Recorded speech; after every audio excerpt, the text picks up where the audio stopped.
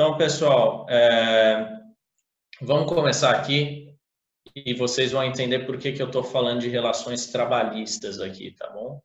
Então, queria até que vocês fizessem a reflexão aí.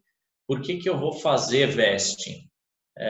Será que isso é para, de repente, não pagar salário, conseguir mão de obra, né? É para burlar legislação trabalhista? O que é? Então, acho que é interessante vocês pensarem aí, pelo menos esses segundos, qual que é o objetivo que vocês têm como vesting. E aí a gente tem que pensar no conceito dele, tá?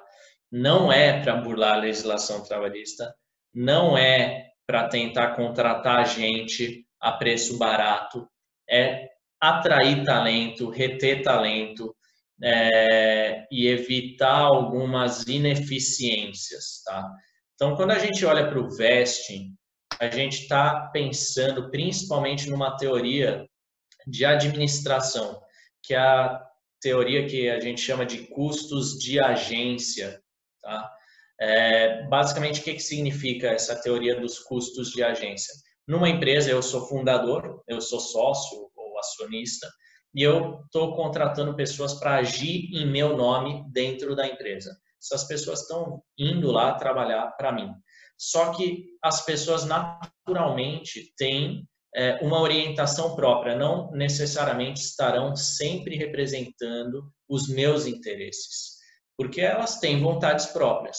Então, o que eu posso fazer para que essas pessoas pensem como eu, sócio, acionista, dono do negócio? Eu vou criar um vesting. Então, é essa a principal ideia. E esse vesting, ele traz uma série de outras questões que são importantes para a gente.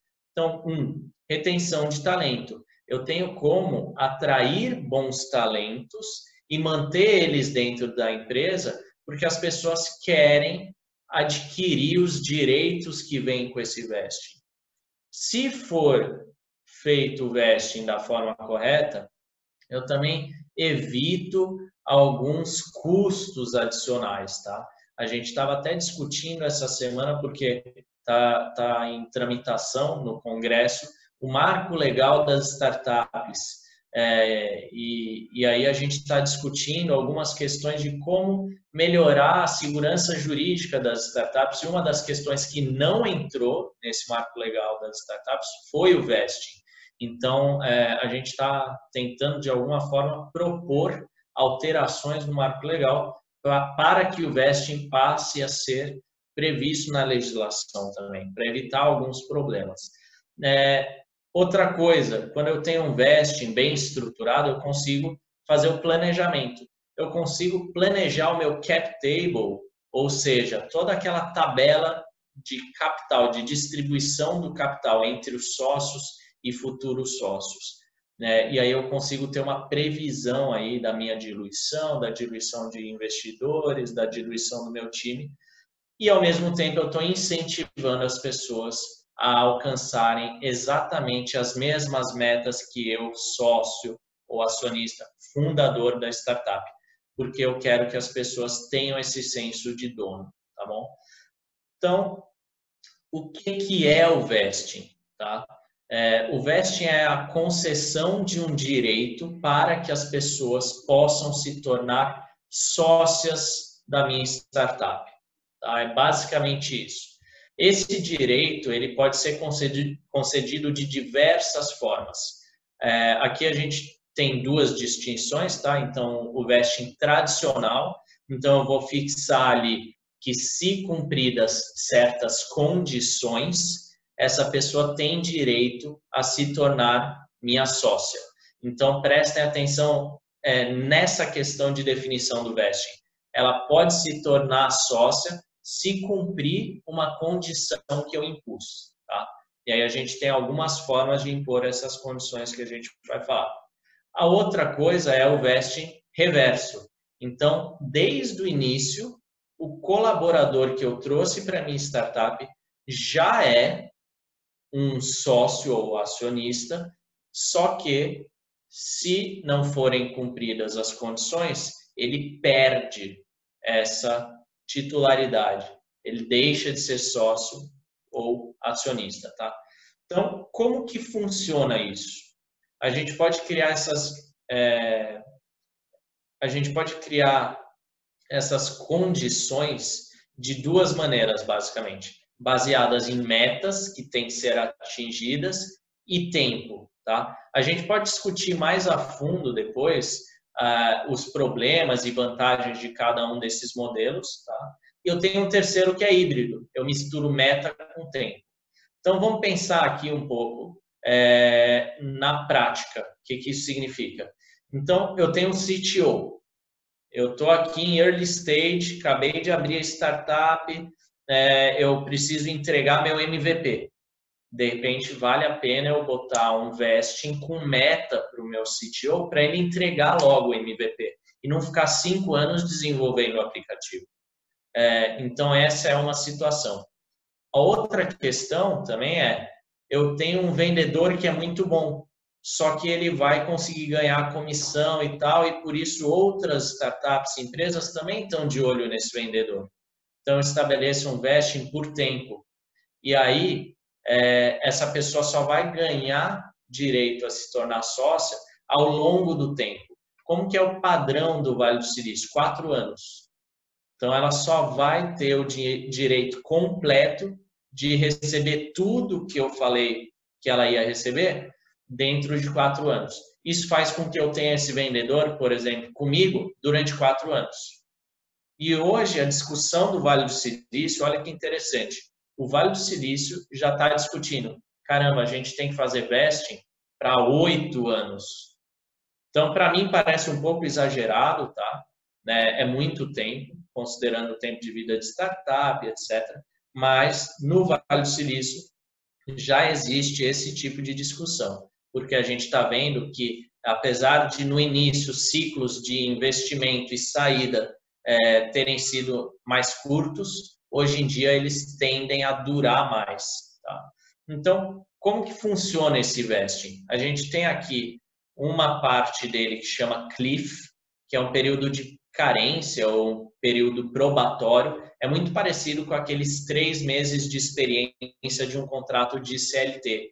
Então, como eu sei que o primeiro ano da startup é a fase mais difícil, em que todo mundo está tentando chegar naquele resultado e não chegando gera muita frustração, a galera desiste, etc., eu vou botar o cliff. Porque durante esse primeiro ano, se a pessoa sair, ela não tem direito a nada, tá? Então é isso que o contrato vai fazer. Você tem direito ao vesting, só que se você sair durante o período de cliff, ou seja, o primeiro ano, você não tem direito a nada. E aí, pessoal, eu estou usando aqui o modelo do Vale do Silício e o modelo padrão aí utilizado no mercado, mas vocês podem estipular um período menor do que 1 ano, tá? Fica à vontade. Só estou explicando a lógica aqui de por que é esse modelo. Completou 1 ano, aí sim, eu cumpri esse período probatório e aí eu tenho direito a 25% do que me foi prometido, tá? Considerando aqui que a gente está falando do vesting padrão de 4 anos, tá? Aí, durante determinados períodos, eu vou vestindo o resto do que me foi prometido. Pode ser mensalmente, trimestralmente, ou semestralmente, ou anualmente, tá? Aí vocês decidem. E eu vou vestindo parcelas, então, de forma que quando eu bato no terceiro ano eu já tenho 50% vestido, quando eu bato o quarto ano eu tenho 75% e ao final do quarto ano eu tenho 100% da promessa de participação societária que me foi feita, tá? Ah, mas o que acontece se eu, de repente, saio dentro do segundo ao quarto ano? Você deixa de ter direito ao resto que foi prometido, mas você ganha o que foi vestido até então, tá? Então, isso é importante. Lembra que no cliff você perde tudo se você sai no cliff, mas se você sai depois do cliff, você permanece com aqueles direitos que você adquiriu, tá bom? O que é importante a gente entender? Esse contrato que a gente chama de vesting, ele é estruturado no formato de uma opção de compra, ou seja, eu, funcionário, tenho uma opção de comprar as cotas ou ações de uma sociedade ou de uma startup para me tornar sócio, tá? O que é importante a gente pensar, então? Primeiro, o preço de compra. Em inglês, a gente chama de strike price, tá? Então, de repente, se o meu valuation é muito alto como startup, o meu colaborador não vai ter dinheiro para conseguir comprar essa participação. Então, eu preciso estabelecer um preço, tá? E aí tem várias formas de você estabelecer preço. Uma das coisas que costuma ser feita quando o preço está muito alto e vai prejudicar o funcionário, a gente faz ele comprar por um valor simbólico diretamente do fundador. E aí você acaba diluindo só o fundador, e isso significa que ele pode pagar qualquer preço por aquilo. Por quê? O fundador é dono daquela ação ou cota. Se ele é dono, ele pode vender pelo preço que for. O outro formato mais tradicional é aquele em que o colaborador exerce a opção de compra e aí a sociedade anônima ou limitada vai emitir novas cotas ou ações. Então, quando dá a emissão, aí você tem que usar o valor da ação ou da cota, tá bom? Então, por conta disso, a gente tem que ter muito claro qual que é o valuation, ou seja, o valor atribuído àquela startup. Eu tenho que ter a porcentagem ou a quantidade de cotas ou ações que eu estou oferecendo. E é importante, pessoal, vocês perceberem o efeito de um ou de outro. Se eu estou usando porcentagem, não vai ter diluição. Porque se eu falar 10% das cotas ou 10% das ações, o tempo todo essa pessoa está ali com aquele direito garantido de 10% das cotas ou ações. Então, por mais que entrem novos investidores, tenha mais ações ou cotas, etc., é sempre 10%. Só para vocês entenderem, pessoal, quem não está acompanhando por causa dessa questão de diluição, o que é a diluição? Imagina que eu tenho aqui a torta e eu tenho 10% dessa torta. Se essa torta aumenta, os meus 10% valem outra coisa. Tá? Então, valorizou. Agora, vamos pensar que eu tenho 100 cotas num bolo aqui que tem 1000 cotas. Essas 100 cotas representam uma determinada porcentagem dentro de um total de 1000. Se isso aqui vira 10.000, essas minhas 100 cotas valem percentualmente muito menos. Mas pode ser que em termos de valor elas tenham se valorizado. Qual que é a importância dessa porcentagem, então? A lei estabelece que determinadas porcentagens têm alguns benefícios, como tomada de decisão. Os contratos de vocês, os acordos de sócio ou acordos de acionista, podem prever que sócios ou acionistas que têm tantos por cento de cotas ou ações podem indicar um conselheiro da administração, podem indicar um diretor, etc.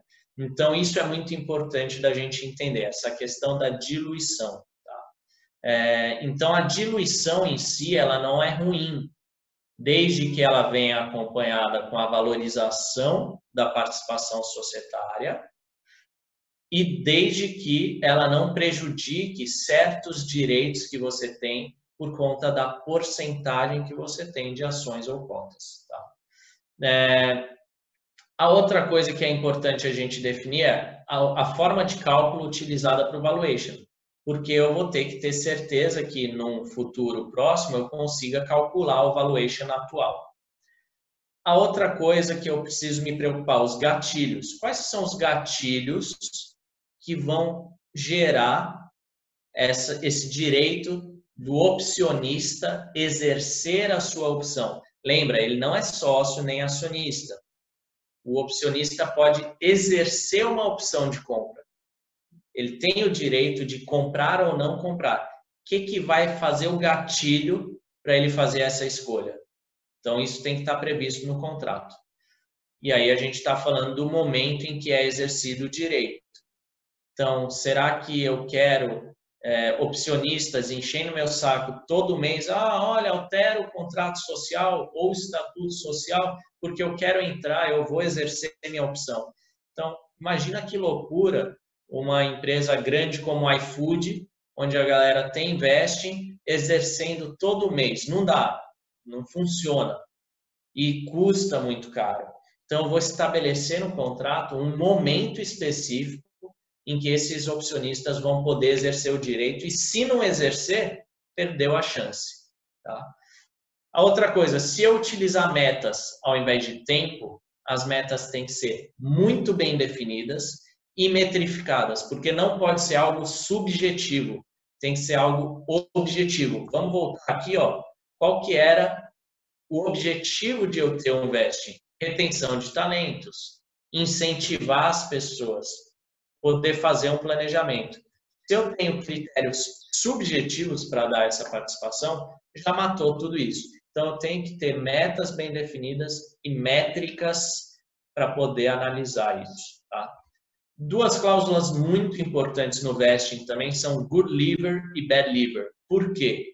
Pode ser que o meu colaborador saia da minha startup durante a sua trajetória. Então, se ele sai no cliff, não ganhou nada. Lembra disso. Só que se ele sai depois, ele sai por bem ou sai por mal? Ele sai como good leaver ou bad leaver. E aí eu vou ter um tratamento diferente para isso. Se o meu funcionário sai como good leaver, significa que ele saiu por razões tranquilas. Ele só, de repente, quis ir para outra startup, cansou daquilo, tal, mas ele cumpriu o seu papel. Então, eu vou beneficiar ele, sim. E aí, as ações ou cotas dele vão ser compradas a preço de mercado. Tá? Então, aí a gente está falando no valor do valuation. Agora, se ele sai aqui como bad leaver, porque ele foi negligente, ou eu tive que demitir por justa causa, o cara, a pessoa que participou ali não ajudou, foi péssima e saiu por questões éticas, etc. Então, aí a gente vai fazer outro tipo de pagamento.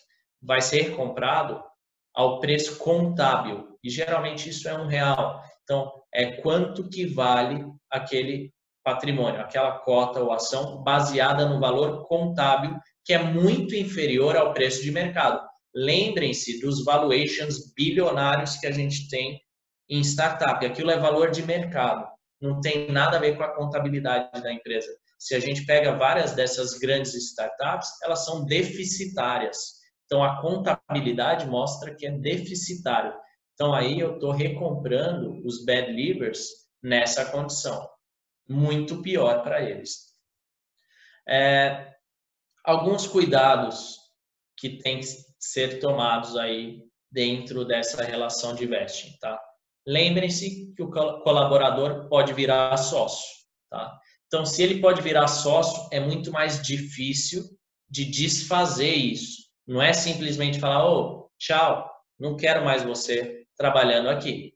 É muito mais difícil, tá? Então, pensem bem para quem vocês querem dar vesting, porque se vocês dão para a pessoa errada, vai ser um Zé Ruela virando sócio de vocês. Pensem também na diluição de participação. E aqui eu queria mostrar para vocês uma planilha que a Endeavor disponibiliza. Então, a Endeavor tem esse link, tá bom? Eu vou colocar no chat de vocês, onde ele mostra o que é saudável eu abrir em termos de capital da minha startup. Por quê?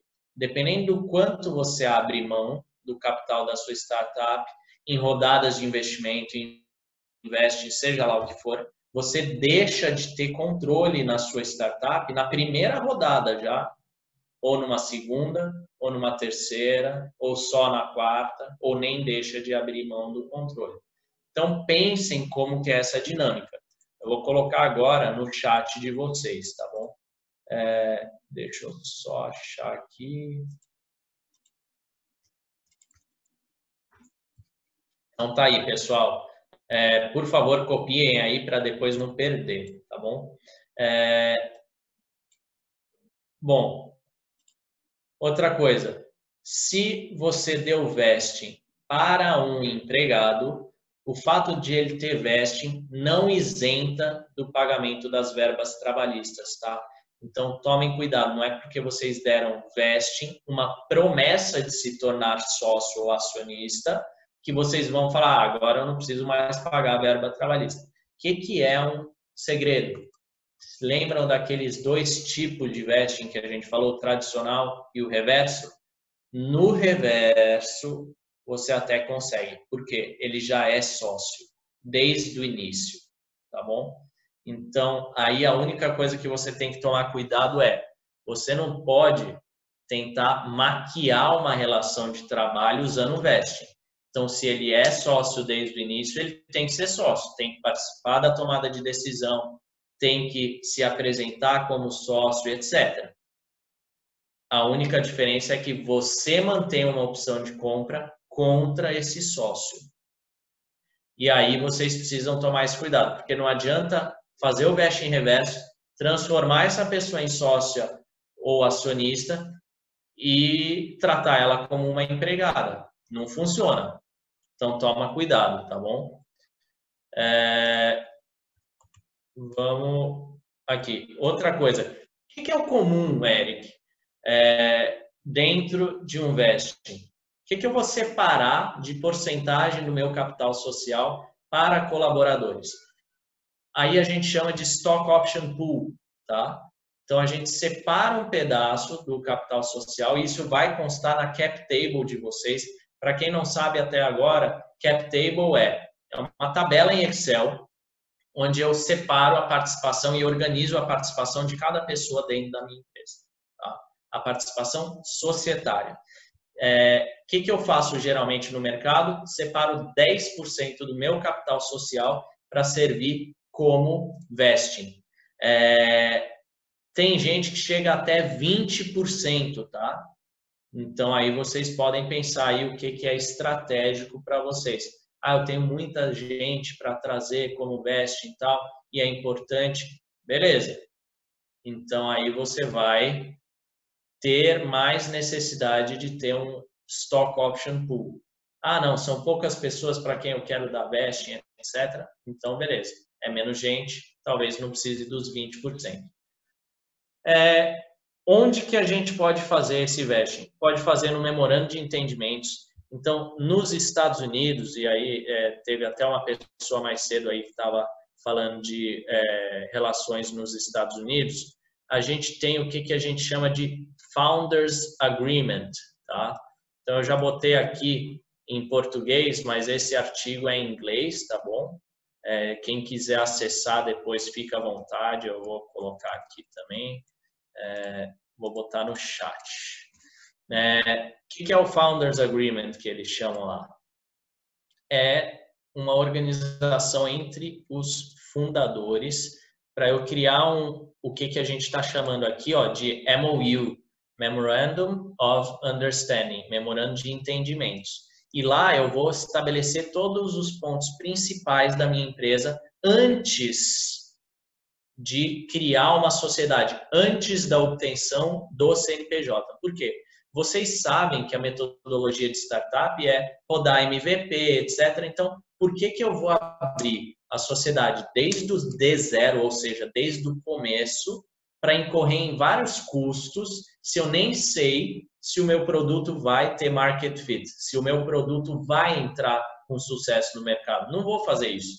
Então, aí eu vou optar por fazer um memorando de entendimentos. Pessoal, lembrem-se, quem é fintech, quem trabalha em mercado regulado, não pode fazer isso, porque vocês precisam provavelmente ter uma SA, Sociedade Anônima, aberta desde o primeiro dia. Então, prestem atenção com o mercado em que vocês atuam, tá? Não é todo mundo que pode fazer isso aqui.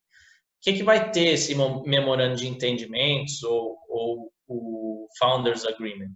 Os nomes dos fundadores e a empresa, a estrutura societária, então qual porcentagem que cada membro tem direito, tá? Então aqui é onde a gente vai poder, por exemplo, colocar uma cláusula de vesting, o projeto que a gente pretende desenvolver, tá? Como não é ainda uma empresa, é só um projeto, tá? Então lembrem-se, isso aqui é um contrato inicial. O capital com que cada um dos sócios vai contribuir, as despesas, como a gente vai pagar, impostos, os papéis que cada um vai exercer dentro dessa startup, os direitos de gestão, então quem que vai tomar decisão, etc. Salário, se tiver, de quem que vai ser a propriedade intelectual. Pessoal, tomem muito cuidado com isso, tá bom? A propriedade intelectual tem que ser da empresa. E aqui a gente está falando, ó, saída também dos fundadores. Pô, o que vai acontecer se sair no primeiro ano, durante aquele período de cliff que a gente falou? Então, tudo isso vai ter que estar aqui, tá bom? E aí, lembrando que o memorando de entendimentos dentro do direito é o que a gente chama de um pré-contrato. Lembrem-se que eu estou falando que a gente vai fazer o memorando naqueles casos em que eu não tenho nem o CNPJ ainda. Então, eu preciso criar um gatilho no memorando que obrigue as partes a criarem essa sociedade, a criarem a empresa. Então, o memorando é o que a gente chama de pré-contrato. Ele pressupõe um segundo contrato que vai ser o definitivo, porque aí eu criei a empresa. Então, tudo isso vai ter que estar no memorando, tá? Outra coisa que eu posso fazer quando eu já tenho uma empresa é criar um contrato de vesting, uma opção de compra ou qualquer outro tipo de contrato de vesting que eu queira fazer. E uma terceira opção é prever esse vesting dentro de um acordo de sócios, tá? Eu não recomendo o vesting dentro do acordo de sócios, o vesting inteiro, porque você tem algumas questões específicas que têm que ser reguladas em um contrato apartado para não gerar tanto problema de interpretação e bagunça nesse acordo de sócios. Mas é importante ter uma cláusula no acordo de sócios onde todos os sócios concordam com Stock Option Pool e com vesting, porque aí você já tem nesse documento de concordância entre todos os sócios que a galera vai ter vesting. Tá?